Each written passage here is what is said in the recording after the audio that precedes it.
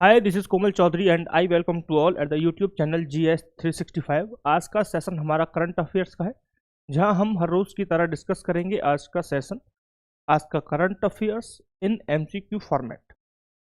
बिना देरी करते हुए करेंगे अपना सेशन स्टार्ट। तो देखेंगे फर्स्ट क्वेश्चन क्या रहने वाला है आज का। तो बहुत ही इंपॉर्टेंट क्वेश्चन है आज के सेशन में। तो the Aabhar online store has been launched on which platform, यानी कि आभर ऑनलाइन स्टोर किस प्लेटफॉर्म पर लॉन्च किया गया है। हमारे ऑप्शंस हैं माई गवर्नमेंट पोर्टल, ई श्रम पोर्टल, या फिर सरकारी e market place GEM। Next option है हमारा भारत क्राफ्ट पोर्टल। चार ऑप्शन दिए गए हैं और हमारा क्वेश्चन है कि आभार ऑनलाइन स्टोर किस प्लेटफॉर्म पर लॉन्च किया गया है। सिंपल सा है। तो राइट ऑप्शन हमारा है ऑप्शन नंबर सी। क्या है? ऑप्शन नंबर सी, यानी कि सरकारी ई गवर्नमेंट प्लेस यानी कि GEM पोर्टल पर आभर प्लेटफॉर्म लॉन्च किया गया है।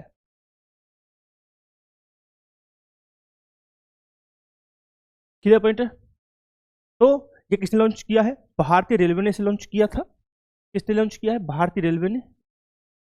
लिख देता हूं यहाँ पे, किसने लॉन्च किया है?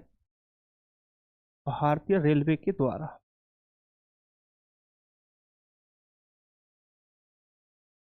भारतीय रेलवे के द्वारा इसे लॉन्च किया गया है। राइट। इस स्टोर में आपको क्या मिलेगा? इस स्टोर में जनजातियों द्वारा बनाए गए जनजातियों या फिर हथकरघा जो बुनकर्स होते हैं, या फिर छोटे स्तर पर जो काम करने वाले कारीगर होते हैं, उनके द्वारा बनाए गए आइटम इस प्लेटफॉर्म पर अवेलेबल रहेंगे। ठीक है। यह जो प्रोग्राम है, जो प्लेटफॉर्म है, यह एक डिस्ट्रिक्ट एक प्रोडक्ट की पहल का हिस्सा है। यानी कि जो यह लॉन्च है वह वोकल फॉर लोकल, या फिर हम ये कह सकते हैं आत्मनिर्भर भारत जैसे लक्ष्य को बढ़ावा देता है। ठीक है। क्योंकि इसका प्राइमरी टारगेट क्या है? प्राइमरी कौन से प्रोडक्ट इस प्लेटफॉर्म पर मिलेंगे? तो कौन से मिलेंगे? जो जनजाति द्वारा या फिर जो हथकरघा बुनकर्स होते हैं या फिर जो छोटे छोटे कारीगर्स होते हैं, उनके द्वारा बनाए गए जो प्रोडक्ट होते हैं वो इस प्लेटफॉर्म पर मिलेंगे। Clear point. ठीक है जी। तो कहाँ पे लॉन्च किया गया है? सरकारी ई मार्केट प्लेस यानी कि GEM पोर्टल लॉन्च किया गया है। भारतीय रेलवे द्वारा इसे बढ़ावा देने के लिए लॉन्च किया गया है। ठीक है। इस पर क्या मिलेंगे? जो छोटे छोटे कारीगर होते हैं उनके द्वारा बनाए गए आइटम इस प्लेटफॉर्म पर अवेलेबल होंगे। तो कहीं ना कहीं हम इस प्लेटफॉर्म के माध्यम से वोकल फॉर लोकल, या फिर हम ये कहें कि आत्मनिर्भर भारत अभियान, ठीक है, को प्रमोट कर रहे हैं। राइट। क्लियर पॉइंट है तक।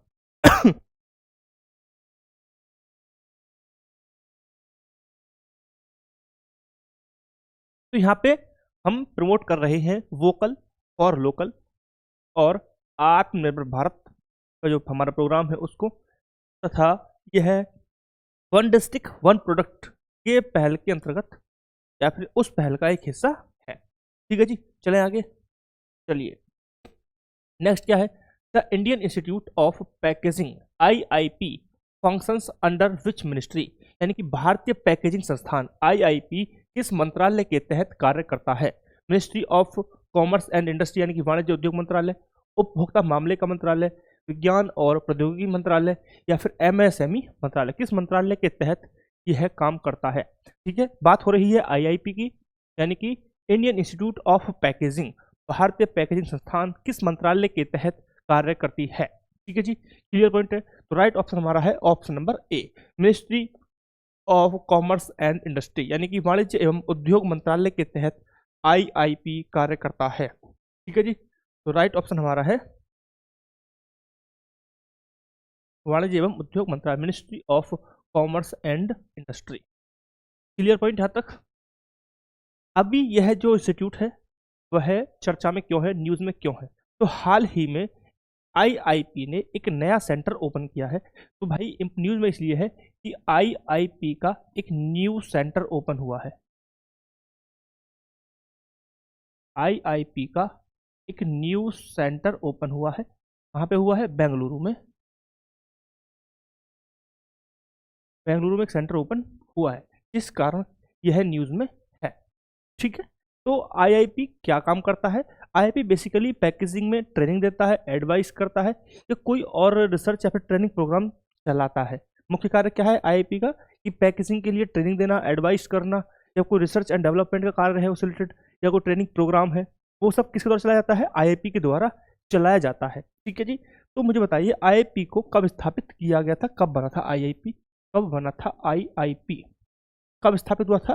तो आईआईपी हुआ है 1966 में, 1966 में यह स्थापित हुआ था। ठीक है जी। 1966 में इसको स्थापित किया गया था। मैं ये बता चुका हूं इस मंत्रालय के तहत यह काम करता है। क्लियर पॉइंट है? क्लियर। इसका रजिस्ट्रेशन होता है सोसाइटी रजिस्ट्रेशन एक्ट 1860। तो सोसाइटी रजिस्ट्रेशन एक्ट 1860 के तहत इसको रजिस्टर्ड किया जाता है या किया गया है। क्लियर? डन। दोबारा सुन लीजिए, क्या उद्देश्य है, क्या प्राइमरी लक्ष्य है? प्रैक्टिसिंग, बढ़ावा देना, है ना। हमने बात की कि एडवाइस करना, रिसर्च या फिर डेवलपमेंट का कोई कार्य है, या फिर ट्रेनिंग प्रोग्राम हो गया, यह इसके क्या है, यह इन सब चीज़ों के लिए ट्रेनिंग प्रोवाइड करता है। ठीक है जी। क्लियर? डन। चलो समझ में आ गया। तो राइट ऑप्शन हमारा है option number A, IIP ministry and commerce, ministry of commerce and industry के अंतर्गत काम करता है। और सब जो फैक्ट है वो आपके सामने है। अब आएंगे हम नेक्स्ट क्वेश्चन की तरफ। कुनार रिवर, कौन से की बात हो रही है? Kunar river that was recently seen in news flows through which two countries. Kunar नदी जो हाल ही में समाचार में देखी गई है, किन दो देशों से होकर बहती है? ऑप्शन हमारे हैं भारत पाकिस्तान, पाकिस्तान और अफगानिस्तान, अफगानिस्तान ईरान, अफगानिस्तान और ताजिकिस्तान। बताइए राइट ऑप्शन यहाँ पे क्या है? तो राइट ऑप्शन हमारा है पाकिस्तान एंड अफगानिस्तान, यानी कुनार नदी पाकिस्तान और अफगानिस्तान के मध्य होकर बहती है। इन दो देशों से होकर बहती है कुनार नदी। क्लियर पॉइंट है? तो न्यूज में क्यों है? न्यूज में इसलिए है कि अफगानिस्तान और पाकिस्तान के बीच एक बांध बन रहा है कुनार नदी पर। बाबूजी कुनार नदी पर एक बांध बन रहा है, कुनार नदी पर एक बांध बन रहा है, दोनों का साझा बांध बन रहा है, कॉमन बांध बन रहा है। के लिए भारत ने सॉरी भारत ने अफगानिस्तान को सपोर्ट किया है, पाकिस्तान को नहीं किया। यानी कि भारत का सपोर्ट बांध बनाने के लिए अफगानिस्तान को भारत ने समर्थन दिया है। ठीक है, क्लियर। तो अभी भारत तो सॉरी पाकिस्तान और अफगानिस्तान के बीच पानी के बंटवारे को लेकर क्या है, तनाव की स्थिति है, क्योंकि जब बांध बन रहा है तो डिस्ट्रीब्यूशन होगा। राइट। कुनार नदी को आप समझिए, कुनार नदी को एक और नाम से जानते हैं, कामा नदी। किसके नाम से बेटा? कामा नदी के नाम से भी हम इसे जानते हैं। तो इसका एक और नाम है कामा नदी। क्या नाम है? कामा नदी। तो किस नाम जानते हैं? कामा नदी के नाम से भी हम इसे जानते हैं। ठीक है, क्लियर पॉइंट। इसका एक और नाम है, थोड़ा सा समझ लीजिए। पाकिस्तान में इस नदी को चित्राल बोलते हैं। क्या बोलते हैं? चित्राल, चित्राल रिवर। राइट। तो पाकिस्तान में इस नदी को चित्राल बोलते हैं। इसका उद्गम की बात करूं तो यह हिंदू कुश पहाड़ियों से होकर होता है, जो अफगानिस्तान में पड़ते हैं। ठीक है, क्लियर। तो यह हिंदू कुश पहाड़ों से निकलती है। एक ही देता हूं, याद रहेगा, उस पर्वतों से।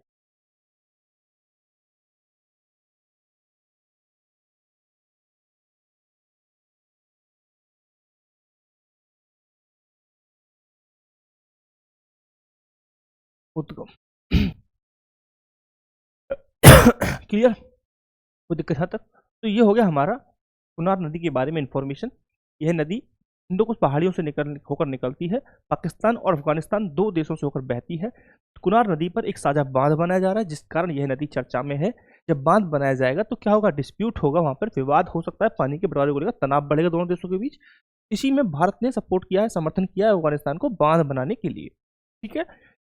कुनार नदी का एक दूसरा नाम है कामा नदी। वहीं पाकिस्तान में इस नदी को चित्राल नदी के नाम से भी जाना जाता है। सिंपल सी इतनी इन्फॉर्मेशन थी आपको जो बताई गई। क्लियर?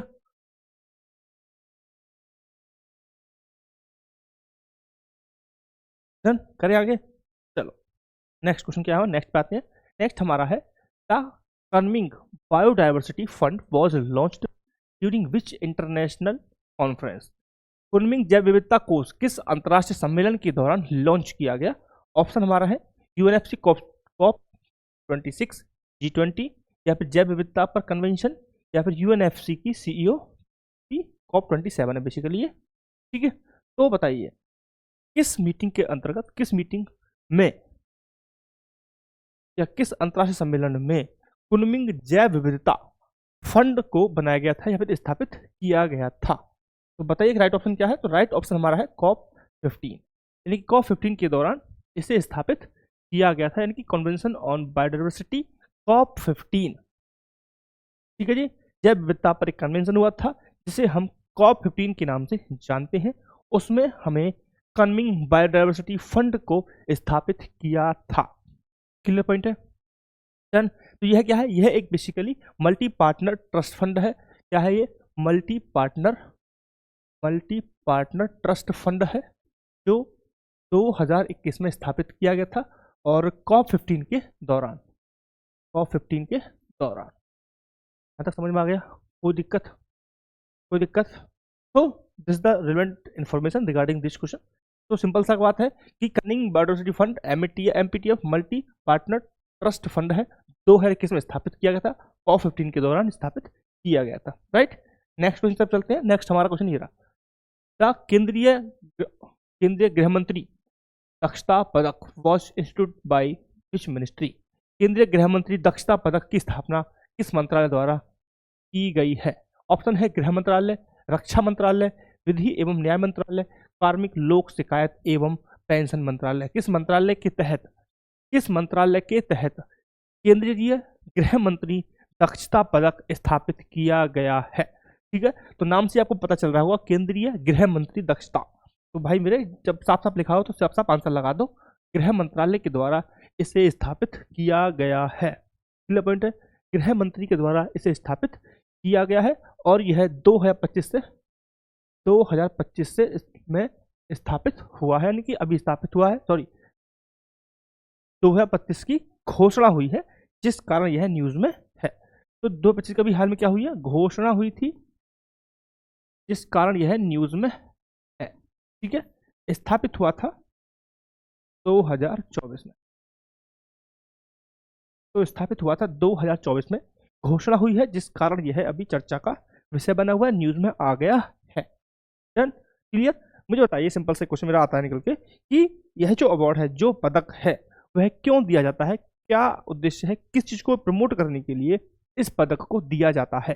तो भाई जो पेशेवर उत्कृष्टता है उसको बढ़ाने के लिए यह पदक दिया जाता है।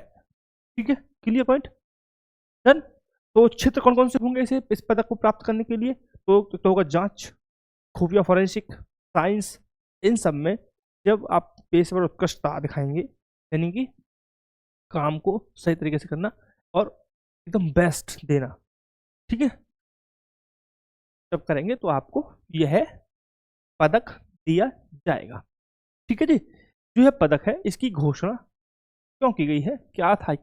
31 अक्टूबर को की गई थी इस घोषणा। 31 अक्टूबर को क्या था भाई? 31 अक्टूबर को सरदार वल्लभ भाई पटेल, सरदार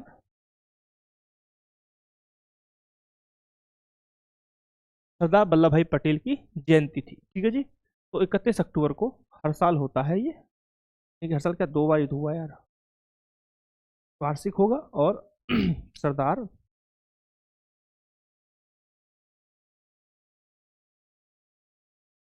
वल्लभ भाई पटेल की जयंती, सरदार वल्लभ भाई पटेल की जयंती पर यह हर साल इसको घोषित किया जाएगा, यानी कि इसकी घोषणा की जाएगी। क्लियर पॉइंट है तक? डन? तो पता चल गया किस मंत्रालय के द्वारा लॉन्च किया गया था? गृह मंत्रालय के द्वारा। बढ़ेंगे हम नेक्स्ट क्वेश्चन की तरफ। नेक्स्ट हमारा है ये रहा, what was the total good and service tax collection record for October 2025? अक्टूबर 2025 में कुल वस्तु एवं सेवा कर संग्रह कितना दर्ज किया गया है? This is the simple data, जो कि अभी रिसेंट क्वेश्चन आने वाला है, उसके लिए रिसेंट जो एग्जाम आने वाले हैं वहाँ पे ये क्वेश्चन आपको देखने को मिल सकता है। तो करेक्ट ऑप्शन हमारा है option number B, 1,95,00,000 crore.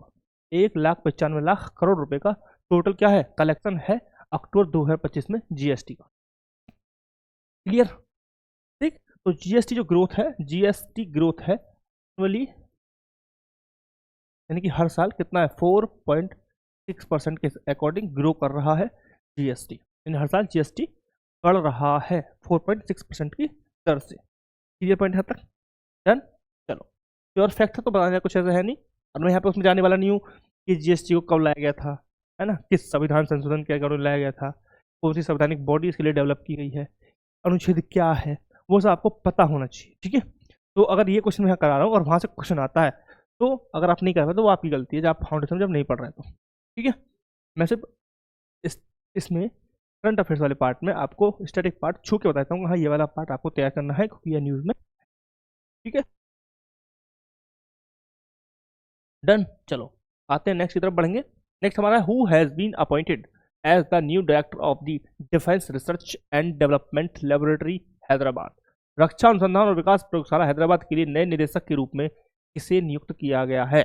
Option है जी रेड्डी, अंकथी राजू, समीर कामत या Sudhir Mishra. What is the right answer? Who has been appointed as the director of DRDL Hyderabad, defence research and development laboratory Hyderabad के निदेशक के रूप में किसे नियुक्त किया गया है? What is the right answer? Option A है जी रेड्डी, अकंती राजू, समीर कामत, सुधीर मिश्रा। तो राइट ऑप्शन हमारा है कौन सा? अकंती राजू। इनको अपॉइंट किया गया है निदेशक के रूप में, डायरेक्टर के रूप में इनको नियुक्त किया गया है, ठीक है। अपॉइंट किसने किया है बेटा इसको? तो अपॉइंट DRDO की क्या है? DRDO की ब्रांच है, ये एक सब्सिडियरी है, तो DRDO के द्वारा अपॉइंट किया गया है बाय द DRDO, ठीक है जी, क्लियर। चलें आगे, चलिए नेक्स्ट हमारा क्या है? नेक्स्ट क्वेश्चन हमारा है which Indian city has been newly included in the UNESCO creative cities network under the gastronomy category. हाल ही में किस भारतीय शहर को यूनेस्को के क्रिएटिव सिटीज नेटवर्क में गैस्ट्रोनॉमी श्रेणी के तहत शामिल किया गया है? ऑप्शन जयपुर, हैदराबाद, वाराणसी, लखनऊ। ये बहुत ही ज़्यादा न्यूज़ में था, तो आई डैम श्योर कि ये कहीं ना कहीं आपको एग्जाम में दिख ना जाए बस गलती से, तो आप कर लेना प्लीज़, ठीक है। बहुत ही ज़्यादा न्यूज़ में रहा है, बहुत ही ज़्यादा न्यूज़ में रहा है ये वाला, ठीक है। तो करेक्ट ऑप्शन हमारा है लखनऊ, ठीक है। तो यूपी का कोई एग्जाम है तो जरूर तो आप ठोस करके लिख लो इसे कि आएगा ही आएगा, ठीक है। बहुत न्यूज़ में था ये, डन। तो यूनेस्को की क्रिएटिव लिस्ट में लखनऊ को गैस्ट्रोनॉमी श्रेणी के तहत क्या किया गया है? शामिल किया गया है, क्लियर क्लियर। इससे क्या होगा? इससे उत्तर प्रदेश की राजधानी, एक मिनट, जो कैपिटल है, राजधानी है लखनऊ, उसकी जो अलग अलग प्रकार की परंपराएं हैं उनको पहचान मिलेगी अंतर्राष्ट्रीय स्तर, ठीक है, क्लियर। दूसरा, जो किस मीटिंग के तहत, किस सम्मेलन के तहत यह अचीवमेंट प्राप्त की है? तो यूनेस्को का सम्मेलन हो रहा था, यूनेस्को का 43 सम्मेलन था। यह सम्मेलन कहाँ पे हो रहा था? यह सम्मेलन हो रहा था उज्बेकिस्तान में। कहाँ पे हो रहा था? उज्बेकिस्तान में हो रहा था बेटा,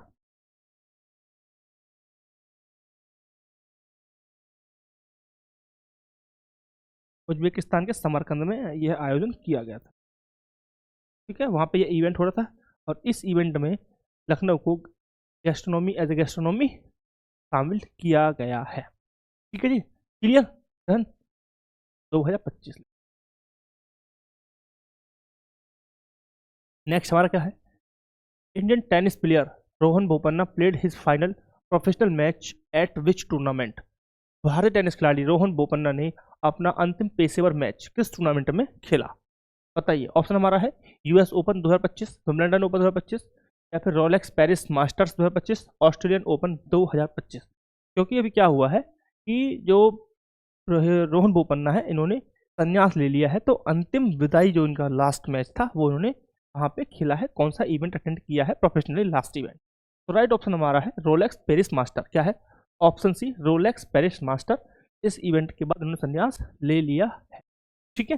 तो सिंपल क्वेश्चन आ सकता है कि रोहन बोपन्ना किस खेल से संबंधित है? तो बेटा टेनिस प्लेयर है ये,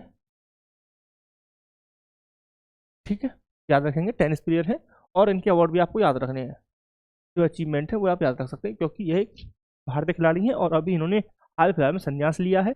और tennis is the favourite game where question has framed by the organisation, ठीक है, क्लियर। चलो नेक्स्ट बढ़ेंगे। नेक्स्ट क्या है हमारा? Which city will host the international fleet review IFR 2025, exercise Milan 2026 and ions conclave of chief simultaneously for the first time. कौन सा शहर पहली बार इंटरनेशनल फ्लीट रिव्यू, एक्सरसाइज मिलन और IONS कॉन्क्लेव ऑफ चीफ की एक साथ मेजबानी करेगा? कौन सा देश है, सॉरी कौन सा शहर है जो इन सब की मेजबानी कर रहा है, इन तीनों इवेंट को एक साथ मेजबानी करेगा, यानी कि होस्ट करेगा? क्या होस्ट की बात हो रही है यहाँ पे, यानी कि मेहमानबाजी करने वाला शहर कौन सा होगा जो मेहमानबाजी करेगा? तो राइट ऑप्शन हमारा क्या बताओ? ऑप्शन हमारा कोची, मुंबई, विशाखापट्टनम, चेन्नई। राइट ऑप्शन क्या है? राइट ऑप्शन हमारा है विशाखापट्टनम। क्या है राइट ऑप्शन? विशाखापट्टनम इस क्वेश्चन के लिए राइट आंसर है। ठीक है, क्लियर? तो यह पहली बार होगा जब भारत में सभी प्रमुख अंतर्राष्ट्रीय कार्यक्रम एक साथ होने वाले हैं। तो ये पहली बार हुआ है, पहली बार जब ये इवेंट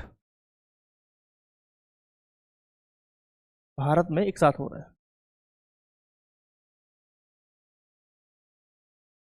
ठीक है जी, डन। चलो नेक्स्ट देखेंगे। नेक्स्ट हमारा है नेशनल मैराइन फिशरीज सेंसस।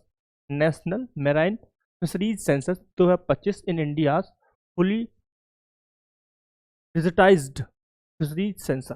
राष्ट्रीय समुद्री मत्स्य पालन जनगणना 2025 भारत की पूर्णतः डिजिटल मत्स्य पालन जनगणना है। तो कौन सी नंबर की ये जनगणना है जो जो क्या है, पूरी तरीके से डिजिटली की गई है, यानी कि जो मत्स्य जो मछली है उनकी जनगणना हुई है, उनके पालन की जनगणना हुई है 2025 में। और यह कौन से नंबर की है जब से, यानी कि डिजिटल, पूरी तरीके से डिजिटल रूप में इसको किया गया है, और यह कौन से नंबर की है? ठीक है, तो फर्स्ट नंबर है, पहली बार ऐसा हुआ है, दूसरी बार ऐसा हुआ है, तीसरी बार ऐसा हुआ है, या फिर चौथी बार ऐसा हुआ है? तो पहली बार ऐसा हुआ है कि जब मत्स्य मत्स्य पालन जनगणना हुई है और यह पूरी तरीके से डिजिटली रूप में इसको किया गया है। ठीक है, क्लियर? तो ये फर्स्ट टाइम ऐसा हुआ है। डन, कोई दिक्कत? चलो आगे आते हैं, देखेंगे नेक्स्ट क्वेश्चन क्या है। नेक्स्ट हमारा है CMS-03 India's heaviest communication satellite was launched using which rocket known for is high payload capacity. तो भाई भारत का सबसे भारी संचार उपग्रह CMS-03 भारतीय उच्च लोड क्षमता के लिए जाने जाने वाले किस रॉकेट का उपयोग करके लॉन्च किया गया, यानी कि CM-03 को किस रॉकेट के माध्यम से लॉन्च किया गया है? ठीक है, तो भाई इसको लॉन्च किया गया था LVM-3M5 के द्वारा। किसको लॉन्च किया गया है, किसको लॉन्च किया गया बताओ? क्या लिखा मैंने? LVM-3M5 रॉकेट के द्वारा इसे लॉन्च किया गया है। ठीक है, इसे कहाँ से लॉन्च किया गया था? श्री हरिकोटा से लॉन्च किया गया है। कहाँ से लॉन्च किया गया है? श्री हरिकोटा से। कहाँ से? श्री हरिकोटा से इसे लॉन्च किया गया है। कब लॉन्च किया गया था? 2 नवंबर को इसे लॉन्च किया गया था। डेट आप याद रख सकते हैं क्योंकि यह हैवीएस्ट है, अभी तक का हैवीएस्ट सैटेलाइट है। 4410 किलोग्राम का था ये। कितने का है? 4410 केजी का यह सैटेलाइट है और इसे LMV-M3 रॉकेट के द्वारा इसे लॉन्च किया गया है। ठीक है, और दूसरा इसका एक और नाम है, इसे बाहुबली रॉकेट बोलते हैं। क्या बोलते हैं बेटा? बाहुबली रॉकेट। क्या बोलेंगे? बाहुबली रॉकेट के नाम से भी इसे आप जानते हैं। ठीक है, क्लियर? जिसे स्पेशली बनाया गया है कि यह सैटेलाइट को जियो सिंक्रोनस ट्रांसफर ऑर्बिट GTO में स्थापित कर सके, इसने किया है अभी। क्लियर? चलिए देखेंगे आगे। नेक्स्ट क्या है? Who was honoured with the distinguished alumni award, the highest honour of IITK alumni at IIT Kanpur 66 foundation day on 2 नवंबर। यानी कि 2 नवंबर को IIT कानपुर के 66वें स्थापना दिवस पर IIT के पूर्व छात्रों के लिए सर्वोच्च सम्मान विशिष्ट पूर्व छात्र पुरस्कार DAA में से सम्मानित किया गया है। ऑप्शन हमारे हैं राजीव गौबा, ज्ञानेश कुमार, S जयशंकर, अजीत डोभाल। ठीक है, तो क्या ऑप्शन है कि 2 नवंबर को जो पुराने छात्रों के सम्मान में एक कार्यक्रम रखा गया जिसमें DDA से सम्मानित किया गया था, पूर्व छात्र पुरस्कार से सम्मानित किया गया है जो IIT के पुराने स्टूडेंट्स हैं। ठीक है, यह कब हुआ है? IIT कानपुर के 66वें स्थापना दिवस पर इस इवेंट को किया गया। तो किस व्यक्ति को, किस छात्र को यह सम्मान दिया गया? ऑप्शन हमारे हैं राजीव गौबा, ज्ञानेश कुमार, S जयशंकर या फिर अजीत कुमार डोभाल। बताइए राइट ऑप्शन क्या है? तो राइट ऑप्शन हमारा है ज्ञानेश कुमार। क्या बेटा राइट ऑप्शन क्या है हमारा? ज्ञानेश कुमार को यह अवार्ड दिया गया है, यानी कि ऑप्शन भी यहाँ पे राइट है। ज्ञानेश कुमार को यह सम्मान दिया गया है। क्लियर पॉइंट तक? डन, चलिए आगे। चलिए देखेंगे नेक्स्ट क्वेश्चन क्या है हमारा। नेक्स्ट क्या है? नेक्स्ट हमारा है which renewed literature known for his contribution to Hindi and Bhojpuri literature passed away on 31 October at the age of 101। यानी हिंदी और भोजपुरी साहित्य में अपने योगदान के लिए जाने जाने वाले किस प्रसिद्ध साहित्यकार का 31 अक्टूबर को 101 वर्ष की उम्र में निधन हो गया? नामवर सिंह, रामदास मिश्र, केदारनाथ सिंह या फिर उदय प्रकाश? राइट ऑप्शन क्या है? ठीक है, एक हस्ती या फिर एक कलाकार का मृत्यु हुई है, निधन हुआ है, जिन्होंने हिंदी और भोजपुरी साहित्य में क्या किया है? बहुत ज़्यादा योगदान दिया है। तो उनका नाम क्या है? उनका नाम है रामदरस मिश्र। क्या नाम बेटा? रामदरस मिश्र, यानी कि ऑप्शन नंबर बी यहाँ पे करेक्ट हो जाता है। इनकी मृत्यु हुई है 101 वर्ष की उम्र में। ठीक है, क्लियर? चले आगे, चलिए नेक्स्ट हमारा है, which team did India defeat in the final to win the ICC women ODI world cup 2025? Bharat ने फाइनल में किस टीम को हराकर आईसीसी महिला वनडे विश्व कप 2025 जीता है? इंग्लैंड, ऑस्ट्रेलिया, न्यूजीलैंड, दक्षिण अफ्रीका? राइट ऑप्शन हमारा क्या है? दक्षिण अफ्रीका है। आई होप कि आप क्रिकेट तो सभी देखते ही होंगे, तो ये आपको पता होगा कि दक्षिण अफ्रीका को भारत ने पहली बार क्या हुआ है? वनडे चैंपियनशिप उठाई है। वुमेन्स टीम की हम बात कर रहे हैं। यानी 2 नवंबर को भारतीय महिला क्रिकेट टीम ने नवी मुंबई में, कहाँ पे हुआ था इवेंट? नवी मुंबई। मैच कहाँ पे हुआ था? नवी मुंबई में हुआ है। तो नवी मुंबई में पहला आईसीसी महिला वर्ल्ड कप जीत लिया है। तो पहला